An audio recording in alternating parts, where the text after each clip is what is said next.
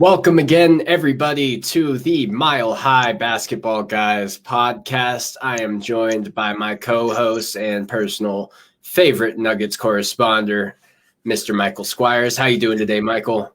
I'm doing fantastic. The introduction always brings me alive, but that's what you're best at. Yeah, I'm the intro and outro man. I put on different hats for different times of the day. Today, we are going to be going over the past about 3.5 weeks of Nuggets basketball. A lot has happened. A lot has changed. We made a big move before the trade deadline, acquiring Aaron Gordon. And how are you feeling about that trade so far, Michael? Well, I think that trade has actually been fruitful so far, even though the numbers might not suggest it. But not only that, acquiring JaVale McGee, I think it's addressed a lot of the things that we've discussed in the past. Some backup help for Jokic, some interior presence defensively.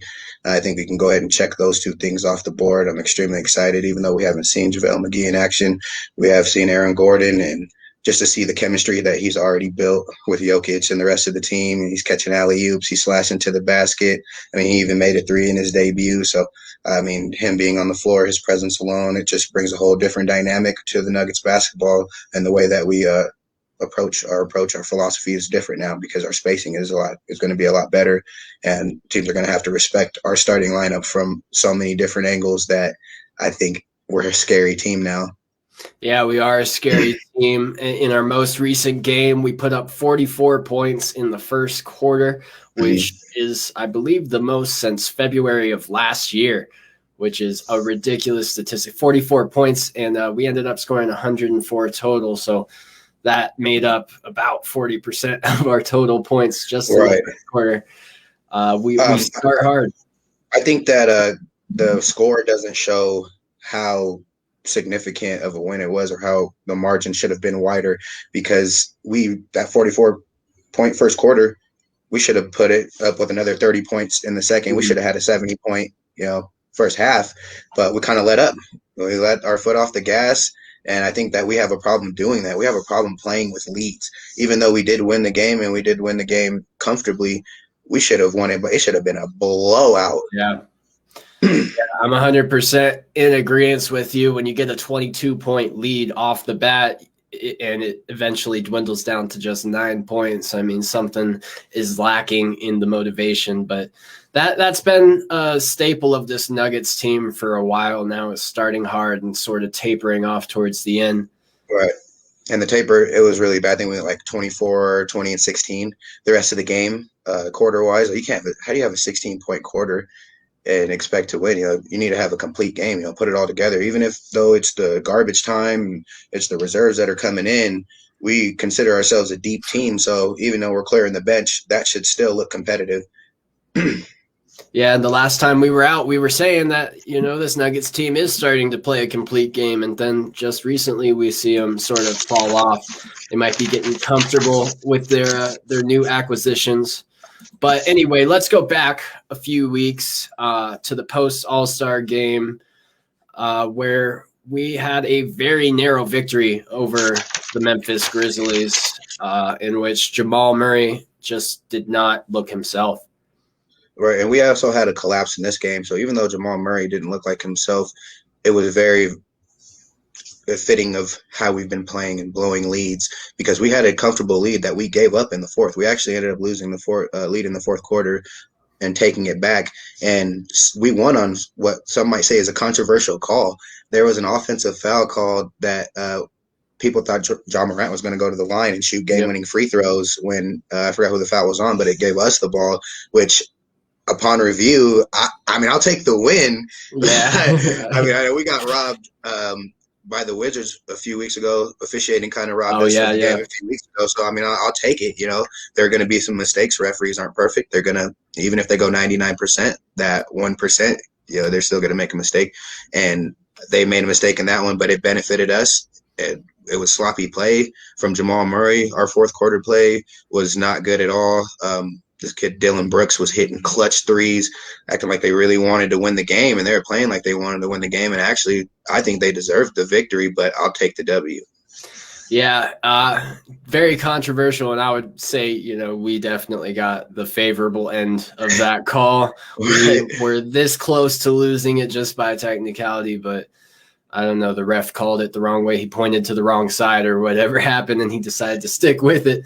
Right. So, Hey, I'm not mad at it, but yeah, yeah, I'm there's sure a times lot of where Memphis Grizzlies fans are super peeved about it. I almost forgot that even happened. That's how long ago it was, but right. that Yeah, I was had to that was a refresh big my call. memory, and I remember watching it live, and I was like, that was a bad call, but you live with them because we've gotten bad calls go against us. So I think it just evens itself out in the long run.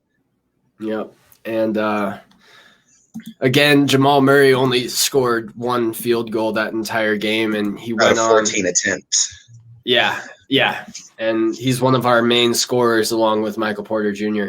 and Nikola Jokic. But Will Barton had a pretty good game, and he, carried that It was a over. bright spot. 21 points, shooting 50% from three on 5% shooting, 5 for 10 shooting. That's solid contribution to the starting lineup when you really expect our big three to go put up anywhere between 60 and 80 points a night, just them three. A solid 20-point contribution from another starter, and that goes a long way. Yeah. And that's what we need. Will Barton is a scorer through and through, so we need him to score when our other scorers aren't coming through. But going forward, we had a loss to the Mavericks in which Jamal also had an off game, and it was a difficult one. We didn't play terribly. I mean, we had decent perimeter defense, but at the end of the day, we just were not putting down the shots that needed to go. Well, really, not just Jamal Murray, but the bench struggled as well. There was really no support coming from this big three. Happened to be Porter Jr., Barton, and Jokic. They combined for 72 points. So if Murray was to put in his 15 to 20 points tonight, that would have been the difference in this game. But they outshot us, is what it came down to. From the field, they went 50%. 48, 39, and 89. So they shot 89% from the free throw. They just shot better. They shot the same 3-point percentage, but they shot better from the field and they shot better from the free throw line. So they just really outshot us.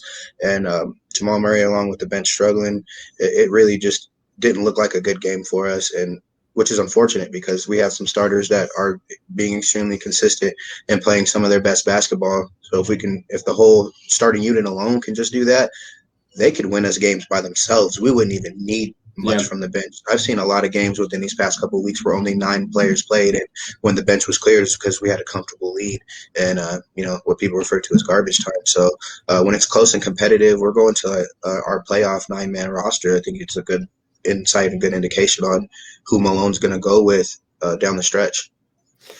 Yep. And it's a shame when those starters don't pull together everything. But we got to highlight Barton again, who scored 23 points, another 2 points on top of the previous game. He was looking good in this game, 50% from 3-point.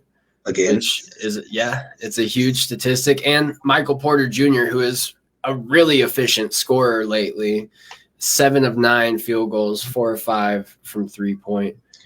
He likes to get stuff done in the paint as well, and he's getting rebounds. I know his rebounds have been extremely consistent, anywhere between 6 to 10 rebounds a night. Like you can almost guarantee that he's going to be there protecting the paint, even contesting shots. His improvement has actually been extremely drastic. I didn't expect this much improvement in one season from him, especially because the first couple of games this season, I was like, oh man, that's the same Michael Porter Jr. from last year who just wants to spot up three, and basically that's all he is extremely one-dimensional. But he's opened up the playbook, and it shows. It definitely does, and it makes me wonder personally if we had started him last season, how much development would he have gotten on top of that? Because it seems like it's the constant starting and the minutes that he's getting that are really fleshing out his game. When he's only playing 10 minutes a game, usually he is just that spot up 3-point shooter because that is one of the strongest facets of his game. But when he has 24, 28 minutes to work with, he's got a lot more tricks in the bag that he has to pull out because everybody knows that he's going to shoot. Well, I think it has a lot to do with Coach Malone's philosophy. He really doesn't like to start young players. He really likes to try to develop them on the bench and then insert them in the lineup when he feels comfortable and doesn't really like the pressure from the outside, which is almost arrogant to a degree. But is it that we don't know? Is that what's making him good now, or like you said, should we have started him? So there's really no way to tell if he's rounded into form because of the way Malone has approached him, or if he would have done this sooner. So it's really hard to tell. But, I mean, I'm just glad we're experiencing it now. He's living up to all the potential of the first round, top 10, top 15 pick that he should have been, or that he was, but he should have been even a top 5. He should have been top 5. I agree. So, I mean, for him to have slipped to us and for us to have been in the situation we were in, to have the depth to wait till he got healthy, wait till he developed, and then now we're putting not even a finished product, but, you're starting to see where he's starting to learn, and his game is being taken to the next level. And it's where he's growing right before our very eyes. Absolutely. And we got to talk about Nikola Jokic, who is basically our entire team on the offensive end. We don't even mention him because we expect it from him, because we're kind of like the Nuggets team. Like he goes and drops quiet triple doubles, quiet 37-point games, and you don't even see it. It's just like he's just so comfortable in his element. He never forces anything. He should get a lot more praise, but I think we focus on a lot more of the other players because it's so easy to pinpoint in Nikola Jokic. He's an MVP caliber player. He's definitely should be the MVP of the league, because if you take him out of the equation, I don't think the Nuggets win 20 games.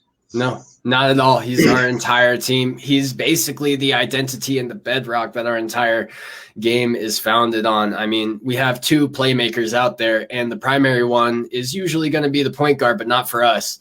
We have Nikola Jokic, who draws defense, never forces a play, and always finds the open man on the cuts and out on the perimeter.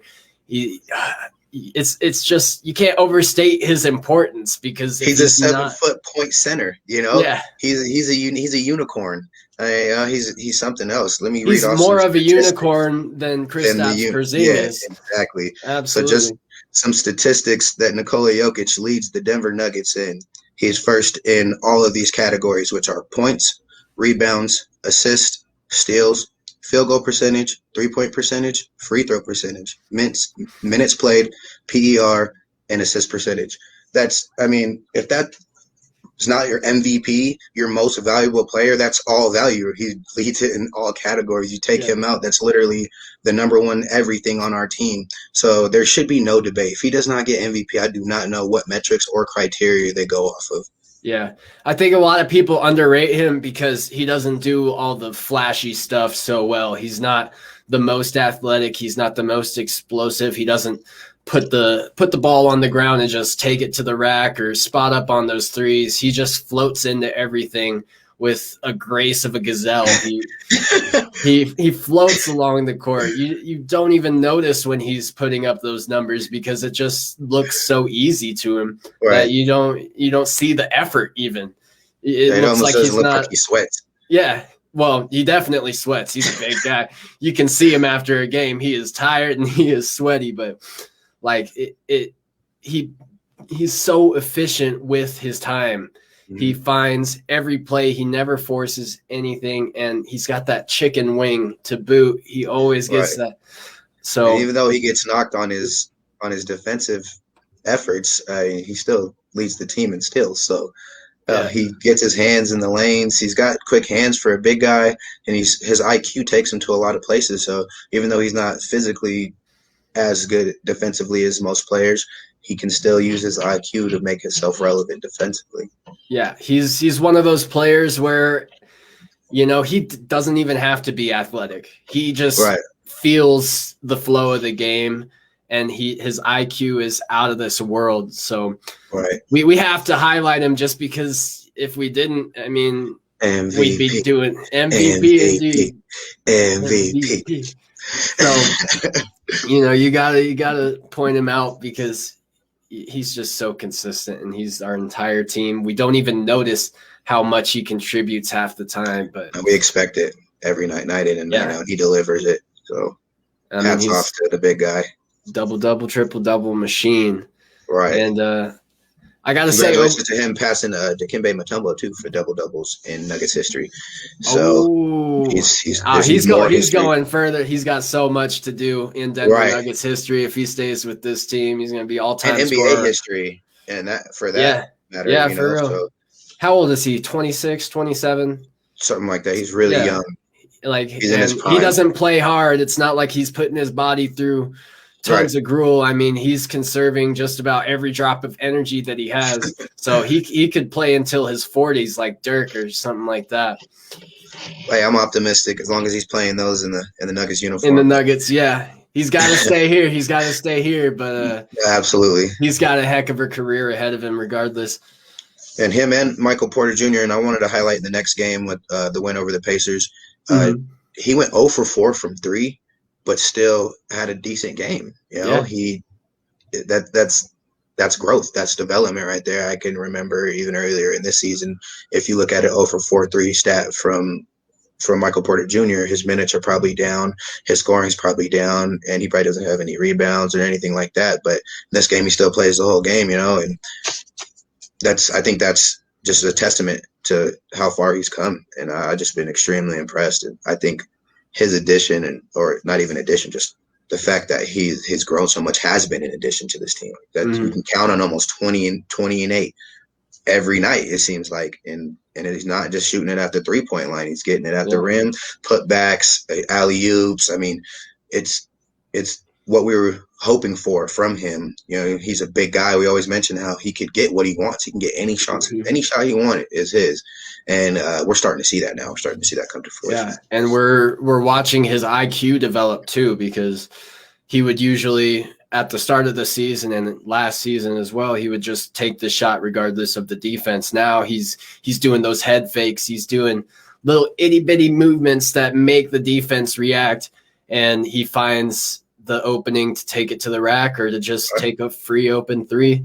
And he's a threat from anywhere. He'll cut in and catch a pass and just hook it on up. There's nothing that he can't do except possibly defend well. He's a decent defender, but he's not particularly excellent. Right. But once he is, I mean, man, he'd start anywhere in this league. He's my age, which is crazy because he's a foot and a half taller than me. He's a big guy. He's real rangy too. Like I see the comparisons to Kevin Durant. Not just with the silky jumper, just like the build, even though he got more meat on him than Durant. He's a lot thicker than Kevin Durant, but he's putting somebody in the rim. So Michael Porter Jr., and we still have Will Barton scoring 20 points, and Jamal Murray's starting to round into form a little bit there. Right, so our starters go for 94 points in that game. Like, that's amazing. That's going to win you a lot of games right there. You're not expecting much from your bench when your starters almost put up 100. When the goal defensively is the whole team's under 100 and your starters are putting up 94, that's just amazing. And that just shows you what we can be. We can be a real threat. And I'm just looking forward to that progression. And even from the bench, too. Jermichael Green, 40% from 3 this season. And he had 16 points off the bench in that game. So he's been extremely consistent when he's healthy and he's out there. So I don't know, with those additions that we have, and then Campazzo, and then if Bol gets a little sprinkle of playing time in there, then gotta love it. I think we might make a really deep playoff run. I agree, especially with the latest trade. I mean, our team is looking dangerous, and Jermichael Green has been balling out lately. I have to say, he's one of our biggest threats off of the bench. I mean, he can take it to the rack and he shoots the 3 excellently. So he's scoring, an easy 12, 15 points off of the bench every time. Solid contribution. As long as he's, in form, he's scoring for us. And, you can't shooting with confidence right now. That's all I can ask for. And if he's shooting at a 40% clip, then that's the green light for me. If you're uncontested, go ahead and shoot that thing.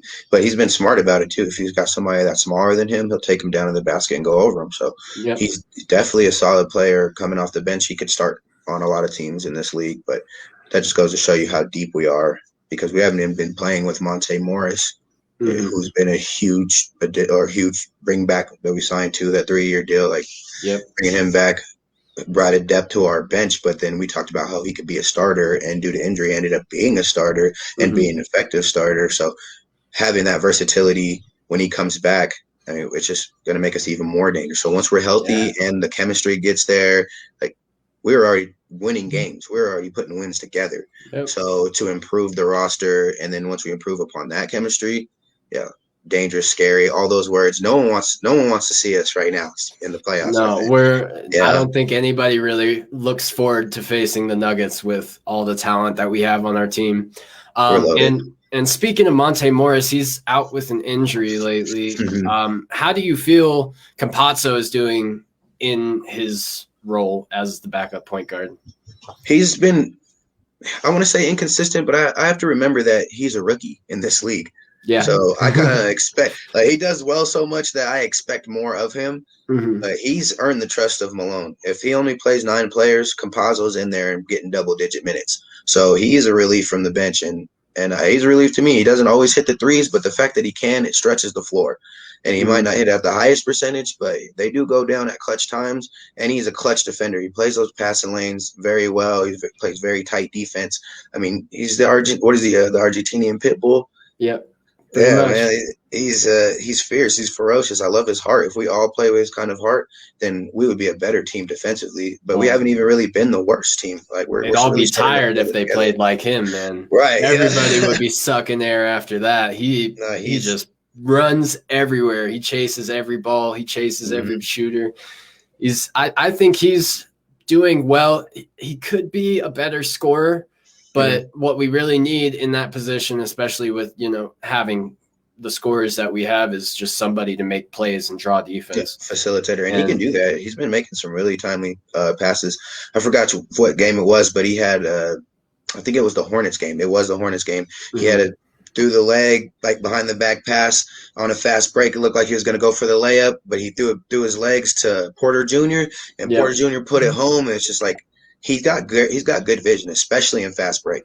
And I think that's something that goes underappreciated for somebody that's a rookie because, I mean, it's really hard to see the game. And at first he was turning the ball over a lot, but we mentioned how, like, well, once it slows down for him, like, he'll start dropping those dimes that you've seen him dropping overseas. So, or not overseas, but down in Argentina. And what happens? He's starting to do it. He's starting to thread the needle, and he's starting to see the game speed, and that's excellent for us to have that type of relief coming off the bench. And if he can keep that going to the playoffs, because we all know the playoffs is a whole different animal, and sometimes our players like to disappear.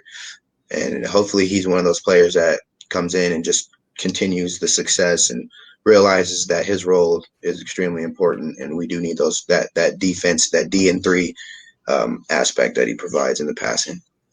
Yeah, and he's deceptively fast, man. Right. He moves those little legs so quick. And I'm calling him little, but he's still like 4 inches taller than me. He dunked on us. Yeah, absolutely. He'll dunk on them. We'll dunk on us. Yeah. But yeah, Campazzo, he's a welcome addition to the team. And I love really any foreign players because America has a lot of American players. But I feel like, Luka Doncic, Campazzo, Jokic, Nurkic, all these people. There's a lot of international Murray's from Canada. Yeah, Murray's from Canada. So, I forget that Murray's right, from me Canada. too. He played for Kentucky, and he's from Canada. So, like, we actually have a lot of people from all over the world, and I think that's pretty amazing. Yeah, I mean, we got everybody. So we're very diverse. I love the diversity in the team. It adds to the chemistry a little bit to have a bunch of people. We invite every color, you know what I mean? Yeah, I love it. I love it. Let's talk about Bull for a second because he's starting to get. Yeah, we've had a few, and honestly, he's not disappointing me as much as he used to. He seems to be getting the points and the rebounds and everything that he needs. I mean, he's a big fella, so I think he's a late bloomer. So I think he turns it on late in the season, just like kind of like Jamal Murray. So he doesn't have the minutes though. So he had to earn those minutes by playing well, but he didn't play well, so he didn't get those minutes. But I think now, like, that the season's progressing, I think, like, he was nervous. Like the jitters must have worn off because in that Hawks game, he went 3 for 3 from the field, 2 for 2 from three. Dropped. I mean, 8 points is not much, but I mean, he's out there swishing, he's out there dribbling, and between the looking legs and the confident, step backs. Yeah, you had to love he it. looked confident, and that is a different look from what I seen earlier this season from Bull. He definitely looked shook and didn't look like he deserved to be on the floor, but no. That game alone just showed that he's coming out of his shell and maybe he might deserve some more minutes down the stretch.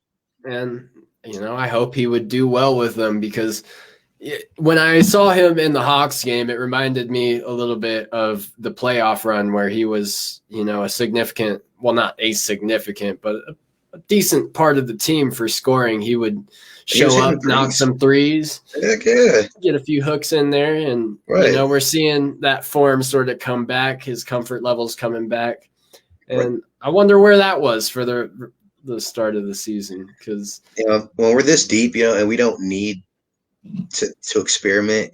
It kind of works against them. Our depth kind of works against us for our younger players because, like especially the last couple of weeks, we're only playing 9 people unless it's a blowout. So you can only expect to get playing time and garbage time if you're a player like Bull. So it's really hard for you to make your stamp on a game. But I mean, he's taking his opportunities now, and that's the only thing that matters. Is that you have to put it all on the floor when you're out there and show the coaches like, hey, you can't afford not to put me in. Make yourself too valuable. Yeah, absolutely. Because his presence it would space the floor tremendously when you have a 5 that can shoot like that, but can also finish at the rim and protect the rim. Being 7 foot, whatever he is huge.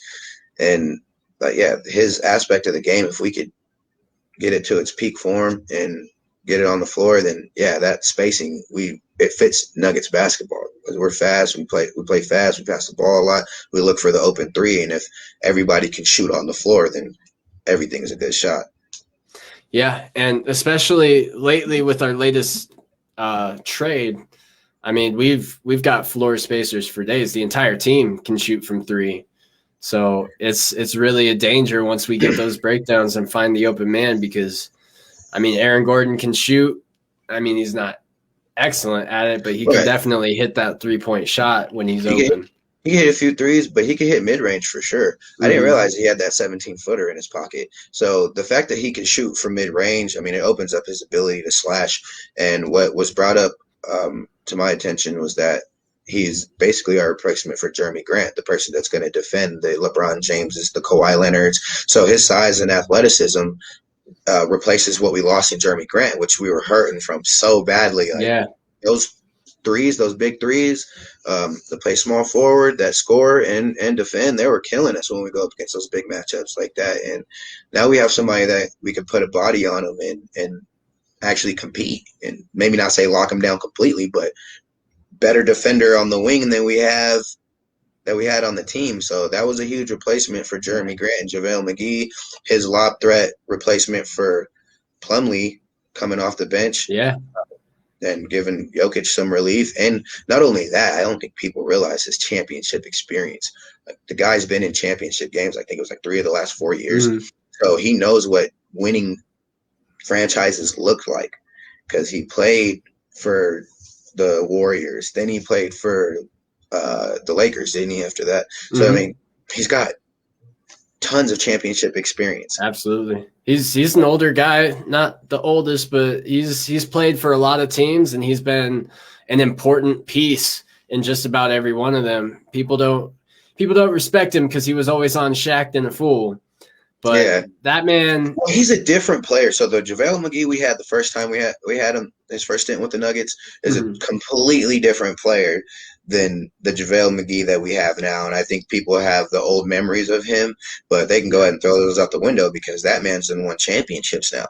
He can bring a winning culture, a winning veteran presence into this locker room.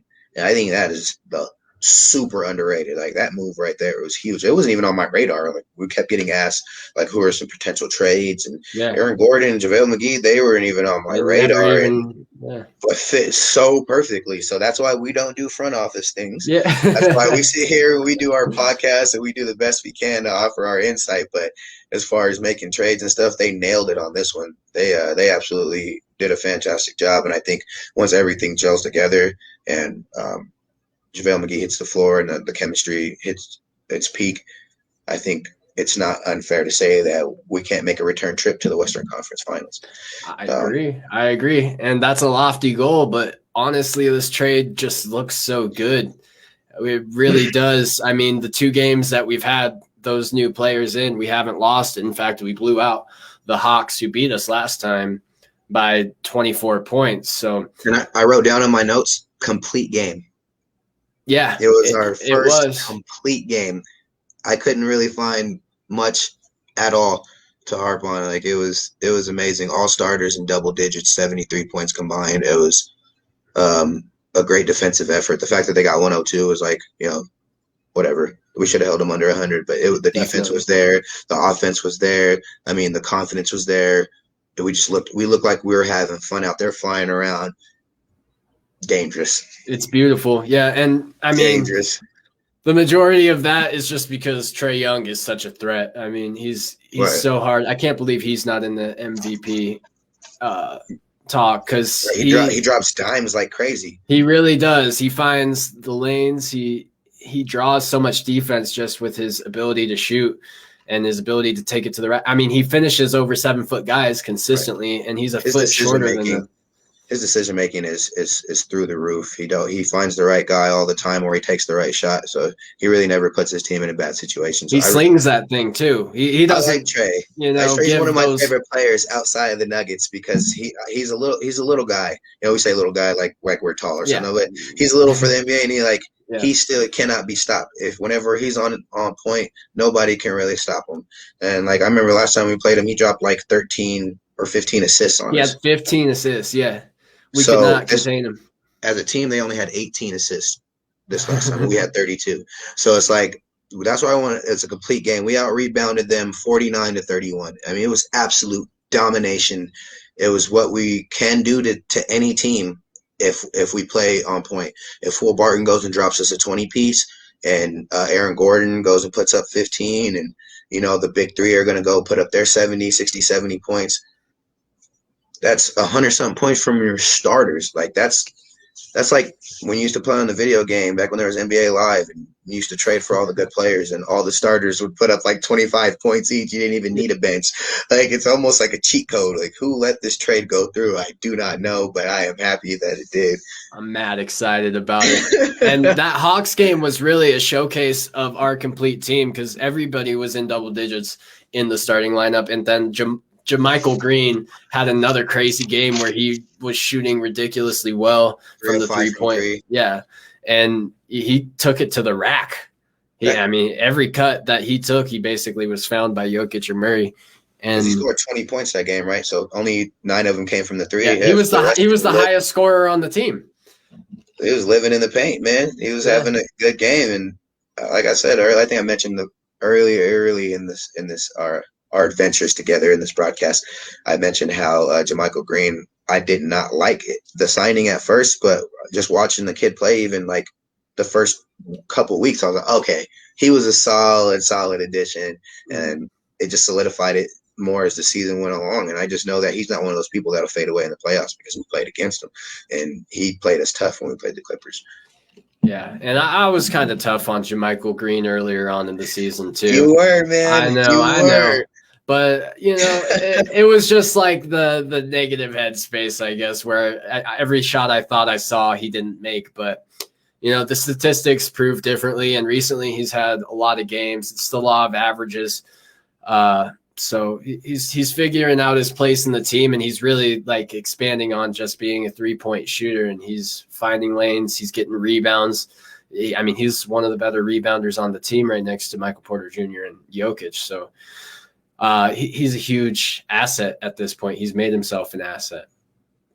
Right. Yeah. I mean, he's definitely proof that he's worth the signing. I'm glad that he wanted to come play for us. He's seen how tough we played, how competitive we were, and wanted to be a part of that culture. Wants to be here.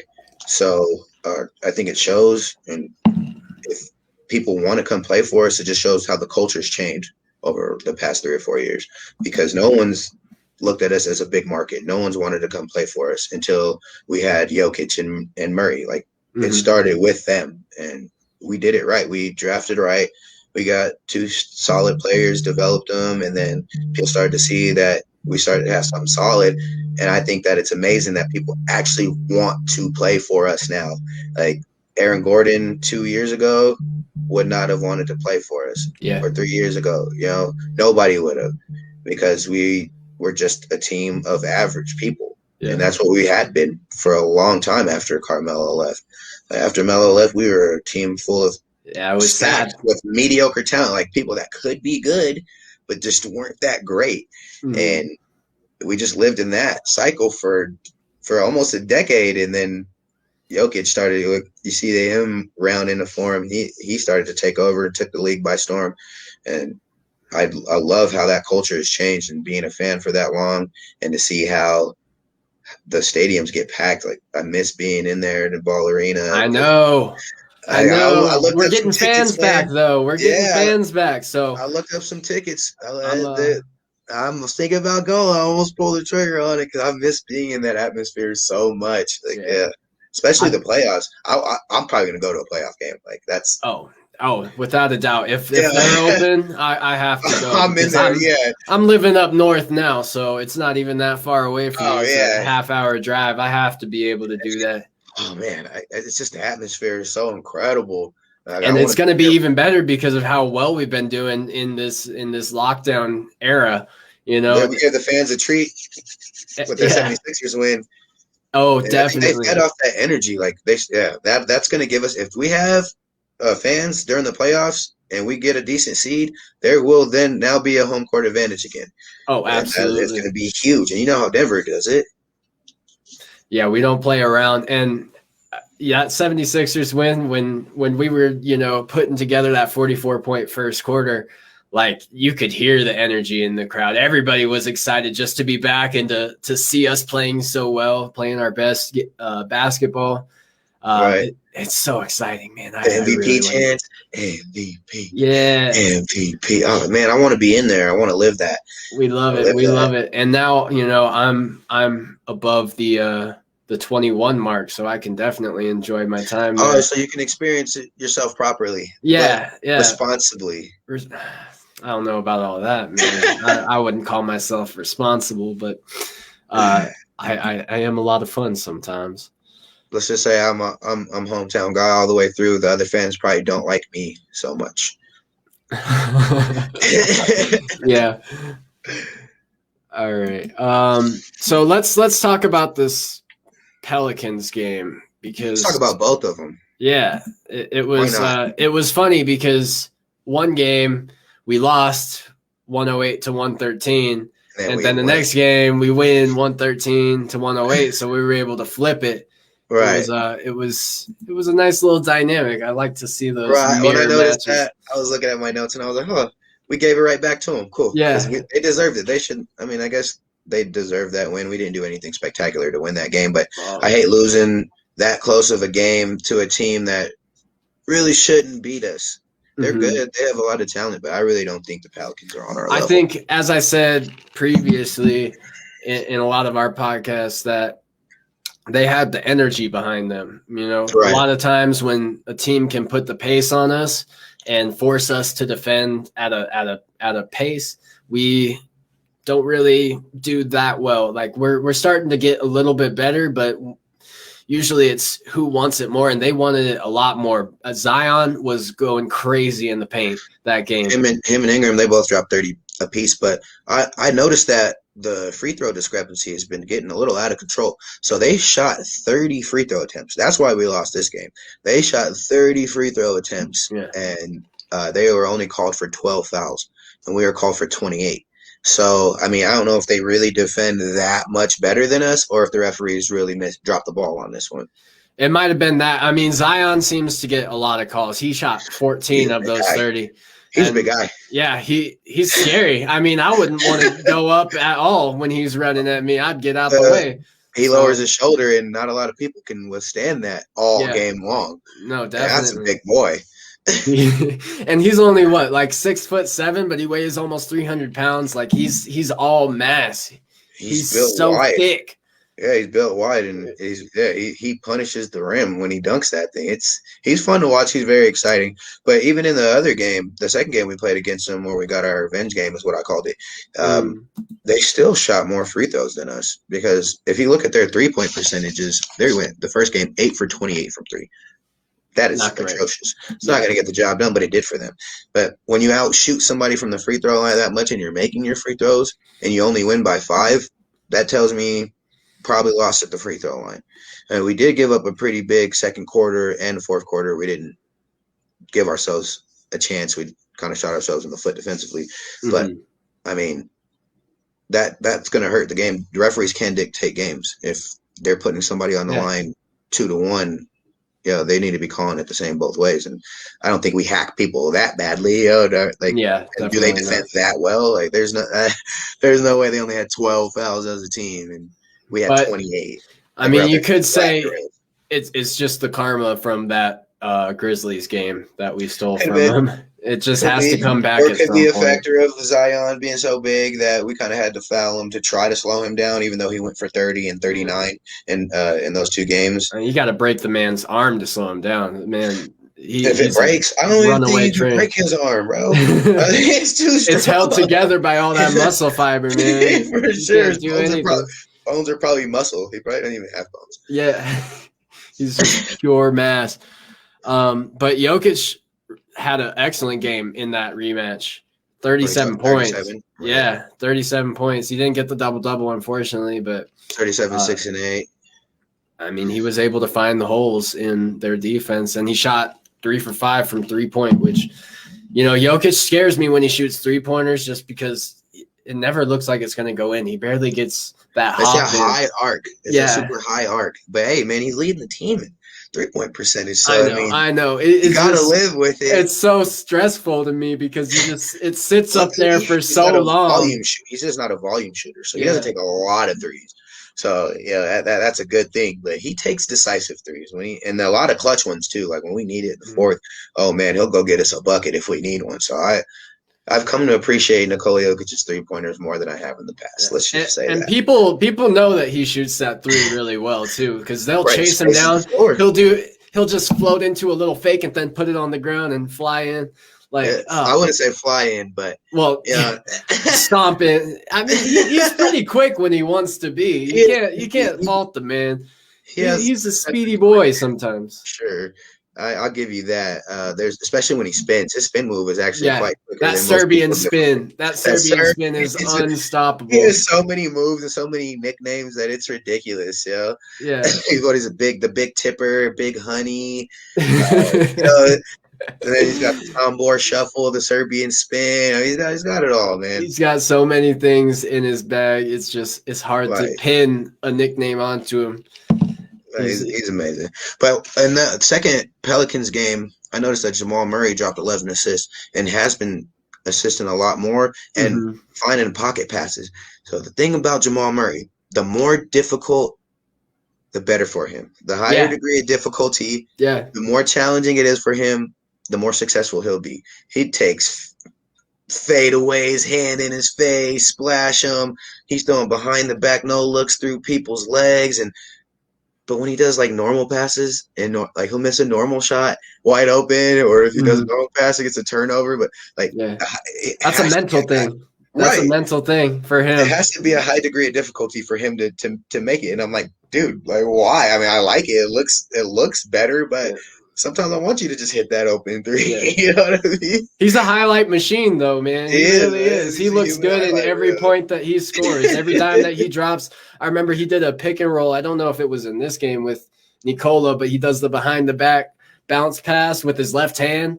Mm-hmm. Like, I couldn't do that in a million years. I could never make that pass. but he does it so effortlessly when it's one of the most difficult things you can do in the game. His pocket passing is getting better. So to add that dimension to his game, if he can go 20-10, if we can just put 3 20-10 guys out there, man, that's what you look for. Those are what championship teams are built around. If you just look at the annals of history. Yeah, and Michael Porter Jr. is not playing around. He's still not playing around over the 11 stretch game or the 11 game stretch that we had since our last podcast. I mean, he was averaging like 21, 22 points a game. I don't think he scored less than 19 points in that stretch. I think he hit 17 at one point or 15. Okay, but he, still, he was very consistent. Nothing less than that. Like that's not. You can't ask for much more. That's what we've been begging for. I can't wait to see him in the playoffs because I think he's really going to step it up then. Like we have people that are 35. Winners. Like Jamal Murray, he's a winner. Like he's used to winning. That's we have people that are used to winning on this team. So when you put that type of mindset together with a bunch of people that like to win like that, man, that's when you start to see that effort really pour through. I just really want to see it through and through. I want to see a 30-point win because I think we're very capable of it. Yeah, we could have beat the Sixers with the shorthanded Joel Embiid. They didn't have, like we could have stomped them out by 30, 40. Easily. No joke. And I think that's just like Michael Malone. It has to resonate. Like, all right, you got him on the ropes. Now let's go put him to bed. Yeah. Let's go. I feel like they're on the ropes. We can just, let up a little bit. Take it easy. Oh, man. Rest a little bit. On them. Yeah, I agree, man. That was a difficult game because it started getting really nerve-wracking at the end. It really did because we had 2.5 minutes left and they had brought the lead down to 11 or something. Right. And, that's if we didn't really clutch up in that moment, they could have easily overtaken us even. I think they had gotten the lead down to 8 at one point. Yeah, they did. And it's so nerve-wracking, man, because we've seen it happen before, even this season, where we start so strong, we get a 20-point lead, and then, they just want to come back and get that win. So it was good to see us win, but we should have won the game by the second half. Right. We need to learn how to stomp fires out before they start to catch steam again. And that's another point is it seems like Michael Malone is starting to figure that out a bit with his timely timeouts, He's starting to call those timeouts when he notices there's a roll, but it's still really hard for us to stop momentum and, just clean slate restart and force our game back on him. We had like a 25-point lead, like 3 different times that game. Should have finished that way. We should have held that the whole. We should have won by 25 easily. Easy. But, we'll take the wins and we'll see if they can string that together. But I wanted to highlight this Toronto loss. That was a painful one. OG went crazy on that one. They just whooped us. Yeah. It's like they were just, they were at home. They were fresh.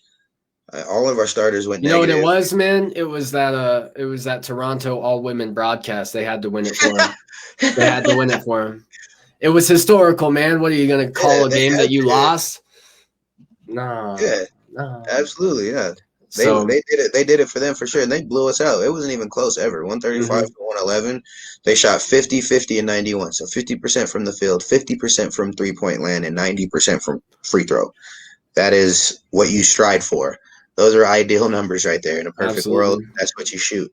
And they did it to us. And we just didn't have an answer for it. Will Barton had a very off night, 0 for 8 from the field, 0 for 3 from three-point land. And I wanted to mention that he played well long enough during the trade deadline to not get traded. And then now he's back to that same old Will Barton BS. So here's what I propose. I think PJ Dozier should start over Will Barton. Now, hear me out. Because he can go shoot 0 for 8 too. But he can go put some defense on the floor for you, though. You know what I mean? But he might even hit some. So he puts defense on the floor. PJ Dozier is actually an excellent defender. So he'll go put some defense on the floor for you, guaranteed. And he might go shoot over 8 too, but he also might make some. So I feel like he has way more upside than Barton, who might go get you 20, or he might go shoot 0 and 8 for you. Yeah. I don't know. He definitely is a wild card in this team. And I feel like that'd be perfect because if Barton went to the bench kind of needs a scoring boost because they don't know how to score. They defend decently, but there's not really a scoring punch outside of Jermichael Green. Najee's every here and then, but he's not that consistent. Campazzo, he drops, he'll drop you a few threes here and there, but that's not going to be a huge contribution off the bench. Millsap, now that he's coming off the bench, he can provide some scoring, some decent minutes, but you put Millsap, Barton, who already kind of have chemistry together on the bench, and you bring PJ Dozier in for defense because we're going to score because we're already going to score. I think that's a perfect solution. You've enlightened me quite a bit. But I think you might be right. Yeah, I'm kind of convinced. I mean, it might be the humor talking, but that's not a bad plan because you are right. Our bench doesn't score so well, and having a real scoring threat. I mean, Barton can put up 20 in a night, and especially if he gets that, streak going off of the bench, he can definitely be a huge scoring boost. But I think he'd score easier against second stringers. Like, if he's going 0 for 8 against some starters, maybe he'd hit 3 for 8 even against some backups, I think it would even give him a chance to improve his game. I think he's playing some of his best ball this season coming off the bench before they put him back in the starting lineup. I mean, I don't think it's absurd. That goes back to, Mike Malone not wanting to start the youngins. Right. So absolutely. He's committed to a fault to these guys sometimes. I would have been so mad if he started Millsap over Gordon. Like, that was one of the ones that I was actually surprised he did right away. Yeah. And I don't think it was even in his control. They were probably like, no. We got Gordon. You're starting Gordon. Millsap off the bench. The GM was like, I don't care. We made this move happen. You're going to do it or you're fired. Right. We have somebody put him in. You put him in or somebody else put him in. Either way, he's going in. And I think it's amazing. Paul Millsap coming off the bench provides a huge spark offensively, defensively. He's a veteran presence. And if you think about it, when JaVale McGee gets there, if we put Barton on the bench and when we had Monte Morris, Facundo Campazzo, Barton, Jermichael Green, Paul Millsap, and JaVale McGee all coming off the bench. Yeah, that's almost another starting lineup right there. Almost. Yeah. I mean, Monte could start. We've seen it. So Monte, JaVale, definitely Paul. We've seen him start. That's like a second team right there. That should be the scrimmage. Right. I think the practices should be intense. I mean, it should be iron sharpening iron in there. And the other teams are going to feel it. They're going to feel it. Yeah. Well, I'd have to say, Michael, you have a great perspective on this team, especially with these new changes. I mean, that's a really good solution for our scoring woes off of the bench. And I dig it. I never thought like that. But we never thought that Aaron Gordon and JaVale would even come here. So right. To be willing to, because I know that Boston was in talks in getting Aaron Gordon. And I thought for sure, okay. What are they going to do with Aaron Gordon, though? Play him. I mean, that's like, but like they got for Boston, And so they ended up with Evan Fournier, who goes like 0 for 11 from the field in his first start. So it's like, they could if I could have had Evan Fournier or Aaron Gordon, I want Aaron Gordon. And I'm glad we got him. But I think that had a lot to do with where the player wanted to go too. Yeah. So the fact that he wanted to play here and he likes it, like his first impression is like he was saying how Denver's slept on as a city. Like, it's dope out here, I think were his exact words. And I was like, yeah, love it out here. So it's beautiful. The market is opening up, man. And I got to appreciate that because I feel like when it's free agent period, I hope that a big name is going to come here, but they always go to the bigger market. And I think that's starting to trend in our direction towards our favor, that people actually want to come play for us. And that's, I don't know. Yeah, we got a heck of a culture here. And, we got a bunch of people coming into Denver regardless of whatever's going on. So Denver might even be one of those big teams for the future just because we've got Nikola Jokic, Jamal Murray, and especially Michael Porter Jr. coming up in the future years. He's going to be a star on this team. So, right, we have a big four, a legitimate big four, Eric Gordon, and we have a deep bench. Like we have most places only need a big three, and we got a big four. Yeah, we added like, a fourth to the equation. And I don't really care. Like I'm glad we started our core the way we drafted 3 of our big 4. You know what I mean? Yeah. How many people can say that? Yeah, that's one thing that I love is, forming a talent on your own, not having to trade for the big guys or make those big moves, but finding, a raw prospect like Michael Porter, like Jamal, and developing them in your system and making sure that they do the things that you need for the team to the best of their ability. Like I am a sucker for that. I love doing that in, like basketball manager. I feel like that's the way to do like it, that. man. That's pure and clean. Like I wouldn't want to trade for LeBron. I'd rather draft somebody with similar characteristics and develop them to be a better LeBron, Right. So I don't want to buy our championships. I want to build our championships. Absolutely. That's a good mentality to have, and it looks like Denver is working on it.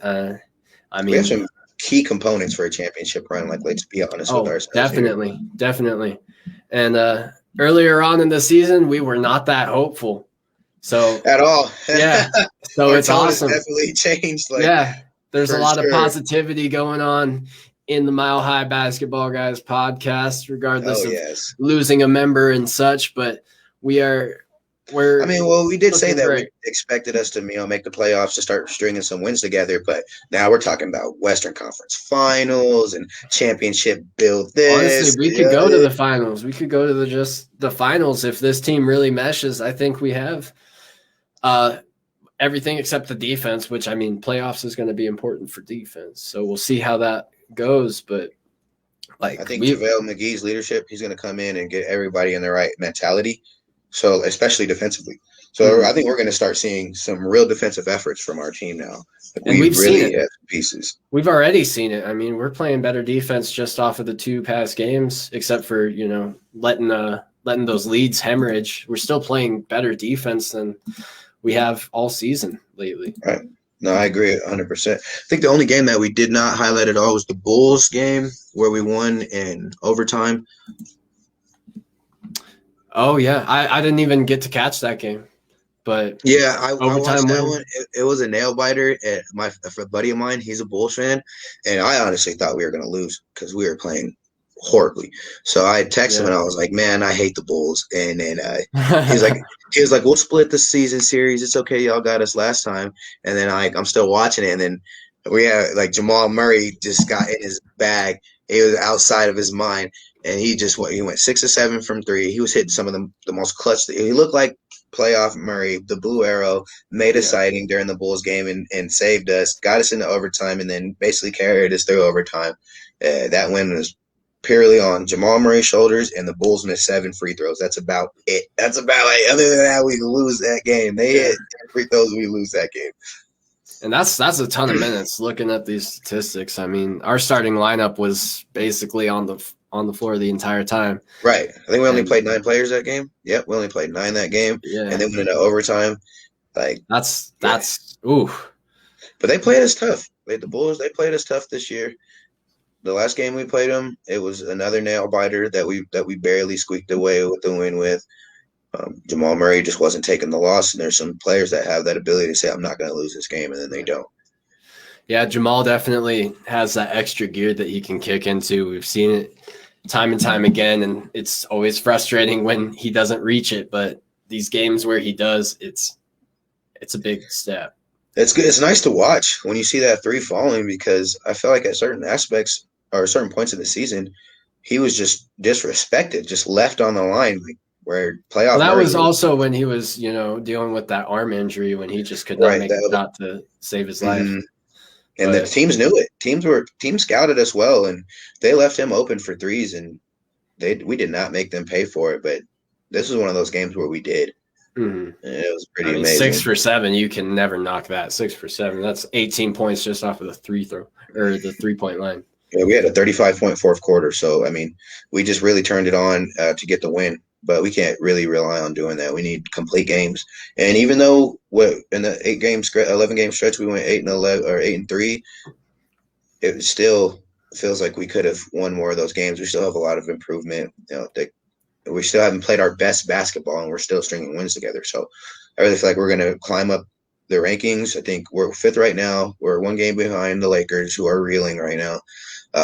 Injuries have plagued them this year. They're looking rough, man. So we should be able to jump them and be fourth in and be looking at some home court advantage.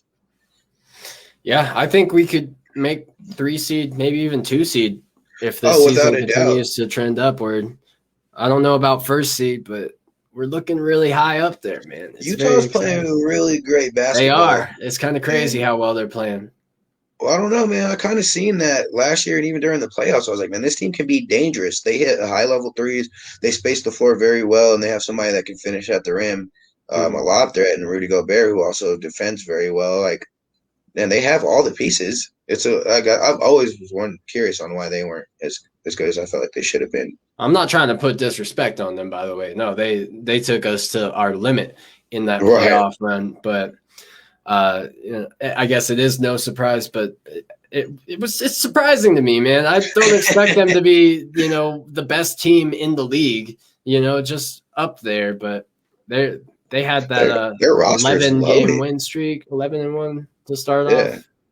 They were crazy, and they still their roster is loaded with shooters. They could shoot, and that's what I was always worried about. Is like if they ever started hitting their threes at a high level, like at a high percentage, then they are going to win a lot of games. Yeah. There they are. Here they are. So we're chasing they're living by the 3 in the conference and the division. So it's like we're not going to win either of those, but we'll probably get some pretty good seeding. Probably fourth. We're probably going to see the Jazz again in the playoffs, and it'll be a shootout. It'll be a shootout for sure. They better hope they don't go up 3-1.